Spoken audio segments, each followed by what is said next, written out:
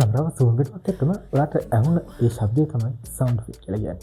අද මම සරලවම ඔයාලට සවුන්ඩ් ඉෆෙක්ට් ගැන කියලා දෙන්නම්. මුලින්ම බලමු වුෂ් කියන සවුන්ඩ් ඉෆෙක්ට් එක. පොඩ්ඩක් හිතන්නකෝ. කැමරාව සූම් වෙනවත් එක්ක ඔයාලට ඇහුනේ වුෂ් කියන සවුන්ඩ් ඉෆෙක්ට් එක.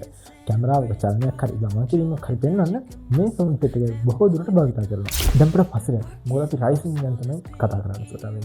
රයිසින් කියලා කියන්නේ විදිහේ උද්වේගයේ ප්‍රබලත්වය පොඩ වැඩි වෙනවා කියන්නේ ප්‍රබල අවස්ථාවකට ගන්න සවුන්ඩ් ඉෆෙක්ට් එක. මේ සවුන්ඩ් එකේ ඔයාලගේ වීඩියෝ එකේ වැදගත් කරුණු පෙන්වන්න නැත්නම් අවස්ථාවකට නැත්නම් වීඩියෝ එකේ එනර්ජි එක වැඩි කරලා පෙන්වන්න ඕන අවස්ථාවලට ගොඩක්ම ප්‍රයෝජනවත් වෙනවා. ඒ ගැන කතා කරමු ඉන්න. අපි දැන් කතා කරමු හිට්ස් ගැන. හිට්ස් කියන්නේ හදිසියෙම අවධානය ගන්න පුළුවන් නවතිනවා කියන සබ්දයකට.